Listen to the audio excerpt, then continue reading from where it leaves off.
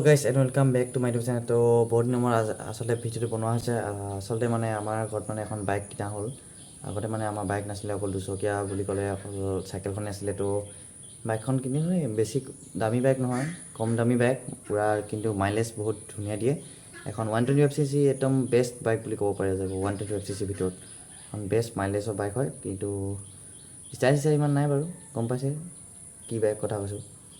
গম নাই পোৱা যদি দেখাম এতিয়া অলপ বাইকখনৰ মানে ৰিভিউ কৰি দিম অলপ মানে সুপাৰ স্প্লেণ্ডাৰ হয় কিন্তু অলপ নতুন মডেল তো অলপ দেখাম তো বলক ভিডিওটো আৰম্ভ কৰোঁ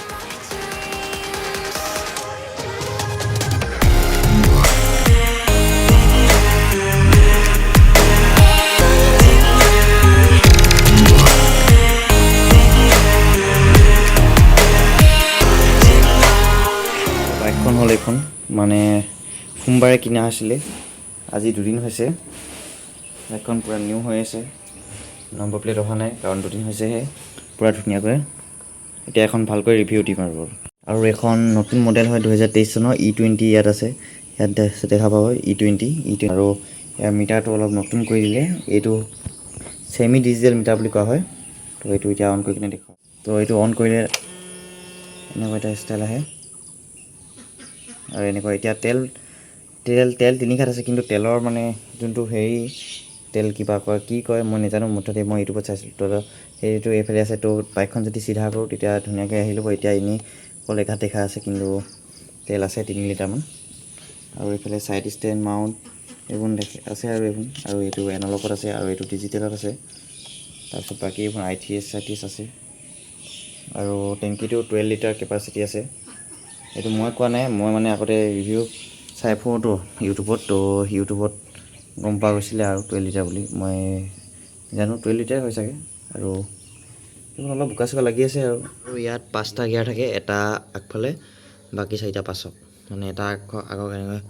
মানে কৰিব লাগিব বাকী 4টা এইফালে কৰিব লাগিব তো এয়াই নতুন মডেলৰ ছুপাৰ স্প্লেণ্ডাৰ আৰু এই বাইকখনৰ ড্ৰাম ব্ৰেকো পায় আৰু ডিস্ক ব্ৰেক ভাৰ্জনটো পায় ডিস্ক ব্ৰেক ভাৰ্জনটো অলপ দাম এইটো 95,000 লৈছে 95,000 আৰু 650 টকা মানে 95,650 লৈছে এখন আৰু ডিস্কখন হৈছে 98 কিমান আছিলে এখন ডিস্কখন লোৱা দৰকাৰে নাই আচলতে 125cc ডিস্ক ব্ৰেক দৰকাৰ নাই তো সেইকাৰণে ড্ৰাম ব্ৰেকখনে ল'লোঁ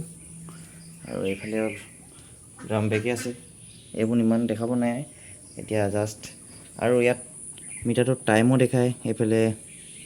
ইয়াত কিমান কিলোমিটাৰ চলাইছে অডোমিটাৰ আৰু ট্ৰিপ মিটাৰ দেখায় এইবোৰ ইয়াত টিপিব লাগিব আৰু এইফালে নিউট্ৰেল ইণ্ডিকেটৰ আছে এতিয়া দেখুৱা নাই বাৰু আৰু এইফালে ছাৰ্ভিচিং দিয়াৰ ইণ্ডিকেটৰটো আছে মানে কেতিয়া ছাৰ্ভিচিং দিব লাগিব সেইবোৰ কিন্তু এইবোৰ এতিয়া দেখুৱা নাই আচলতে এখন বাৰাণ্ডাত আছে তো এদিন চলাই কিনে ভিডিঅ' বনাম তো সেইদিনাখন পূৰা ধুনীয়াকৈ দেখাই দিম আৰু বাইকখনৰ লগত একো ফ্ৰীতে দিয়া নাই অকল ইয়াৰ লগত এটা হেলমেট ফ্ৰীতে দিছে বাকী এই গাৰ্ডডাল এক্সট্ৰাকৈ কিনিছোঁ এই ছিট কভাৰ এক্সট্ৰাকৈ কিনিছোঁ গাৰ্ডডালত লৈছে 650 টকা ছিট কভাৰটো ডিলাৰৰ পৰা নিকিনিলোঁ কাৰণ ডিলাৰত আৰু দাম হ'ব সেইকাৰণে বেলেগৰ পৰা কিনিলোঁ এইটো 200 টকাত পালোঁ আৰু লগাব আছে বস্তুবোৰ সেইবোৰ লগাম লাহেকৈ আৰু এতিয়াতো অলপ চাইলেঞ্চাৰত অলপ মাতটো শুনাই দেখাম